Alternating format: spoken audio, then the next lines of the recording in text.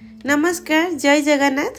आज बनैबा गोटे बढ़िया यूनिक पिठा जोटा कि आपण माने पिला टिफिन बॉक्स रे दे पारिबे कहीं ना यहाँ बहुत ही हेल्दी रहिबो। आपण माने निजे भी बनैकी खाई पारिबे।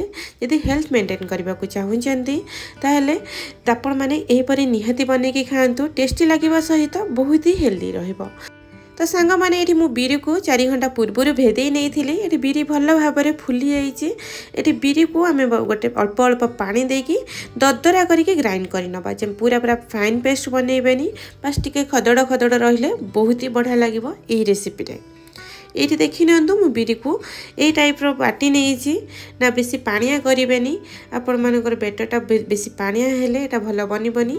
तो यहीपरि भाव में अल्प पानी देकी दरदरा करके ग्राइंड करने। एठी मु बिरी को सब ग्राइंड करनेबी। एठी मु सब बिरी को ग्राइंड कर नहीं दरदरा करके भी ग्राइंड कर नहीं।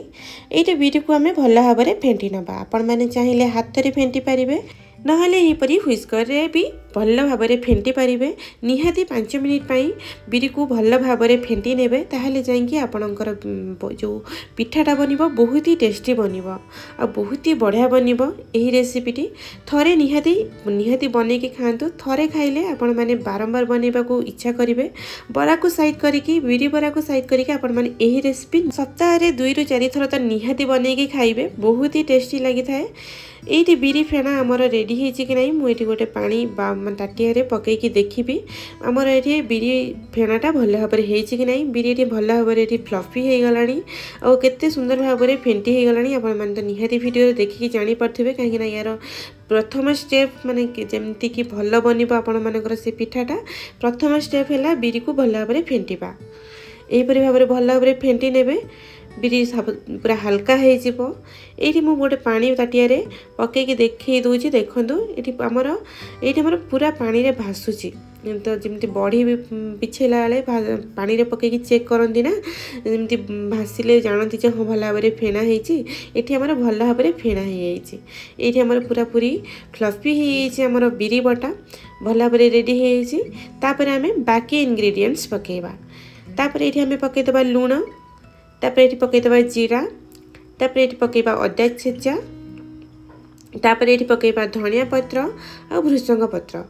जमीती कि आपण माने जमीती बिरी बरा रे पकईकी बिरी बरा को छांकी दियंती तेल रे आपण माने सेही परी सब पकईबे। किंतु एटा तेल रे छांकीबानी एको आमे स्टीम देकी बनैबा। बहुत ही बढ़िया बनबा और बहुत ही हेल्दी बनबो। थरे ये रेसिपी को फॉलो करंतु। तो एपरी भाव में हेल्दी खाइबा खांतु और सुस्थ रुहंतु। यहीपरि भाव में भल भाव में पकई सारापर सबको गोलई नेली और भल भाव में गोलई सारापर देखूँ आमर बिरी केते हल्का हो। तापर मुझे गोटे स्टीम देवाई गोटे छांच नहीं आसली। ताऊपर बस अधा चामच आहरी कम तेल देकी आम चारिपिटी घसी नवा जमीक पिठा आमर भल भाव में उठीज। आपण मान पाखे जी बटर पेपर अच्छी ताहले भी देकी बनई पारे। यहीपरि भाव में तेल देकी मुझे भल भाव में घसी नेली। ये आम जमी बरा बनाती सेमती देदबा अल्प अल्प करके मुझे 4टी देती। 4टी दे सारापर ये पानी हाथ टिके हो पानी हाथ हो सारिके ताकू मझीर गात भाया करनबा जमी बिरी बरा साइज्र देखा आटा फुलिकिना बहुत बड़ बड़ साइज्र हो। से 4टी देती। तो मु छोट छोट करके भी नहीं। तो माने एटा फुलिकी बहुत ही बढ़िया बनब पूरा स्पंजी स्पंजी बनब जमीक कि बिना सोडारे मुझे बिना सोडारे ही बनाऊँगी। एटा को भल भाव में फेंटिले आपण मानकर पिठाटा बहुत ही बढ़िया बनब। आउ किछि सोडारे भी आवश्यक हेनी जति भल भाव में आपण माने फेंटुछ। एठी मु सब पिठारे एमती भाव में गात करनेली। एपटे मु गोटे कढ़ई बसई नहीं तापर गोटे स्टैंड थोई नहीं। ये पानी भल भाव में गरम हो गला परे आम से जोटा पिठा बनैबा छांचरे बनैकी रखी सेटा को आम थोइबा। ये देखी नु पानी ये भल भाव में फुटवा टी स्टार्ट है। ये आम से छांच को थोईदबा। थोई देकी आम ढांकी छाड़ीदबा। निहाती 5 मिनिट भितर आपण मानकर ये पिठा बनैकी रेडी हो। बस मुझे एमती थोई देकी ढांकी छाड़ीदेवी 5 मिनिट पाई।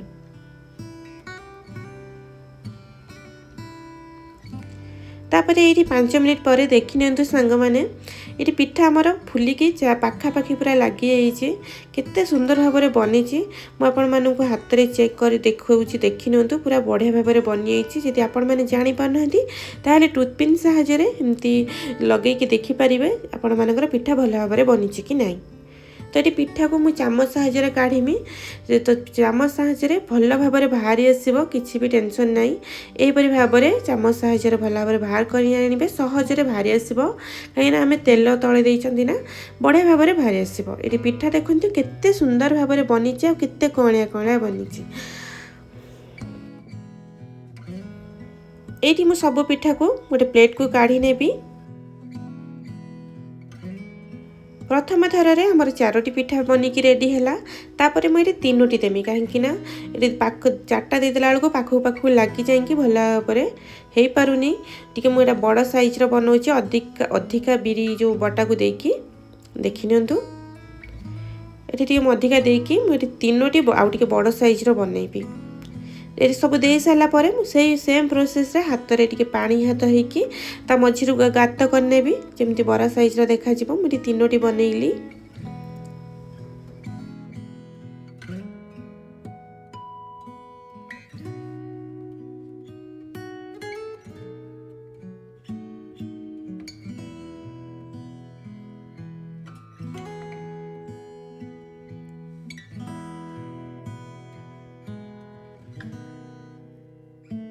ये मु सब पिठारे माने गात कर नहीं सेम प्रोसेस रे हमें से को ताकू भी स्टीम दे दबा से 5 मिनिट भितर इटा भी बनिकी रेडी हो जिवो।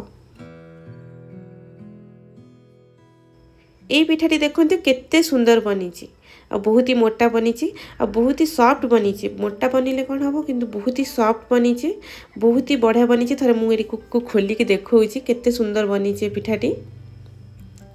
मुझे प्रथम धरी ना मुझे 4टी दे दी पाखु पाखु लगी जाइला। ये देखी नियंतु केते सुंदर बनी पिठाटी बढ़िया बनी ना आ बहुत ही टेस्टी बनइबो। एको आपण माने चटनी सहित खाई परिबे नहले आपण माने एको गोटे तड़का देकी भी खाई परिबे। एपरि भाव में चटनी सहित लगे खाइले भी बहुत ही टेस्टी लागिबो। नहले आपण माने बस गोटे चामच तेल देबे। गोटे चामच तेल रे आमे बस दबा एठी सोरिष दबा। मैं एठी आधा चामच नेछि सोरिष। सोरिष टिके भल भाव में फुटीगला ये दबा धला राशि तापर ये दबा भृषंग पत्र भल भाव में फुटीबा पई छाड़ दबा और टिके भल भाव में भाजी नबा।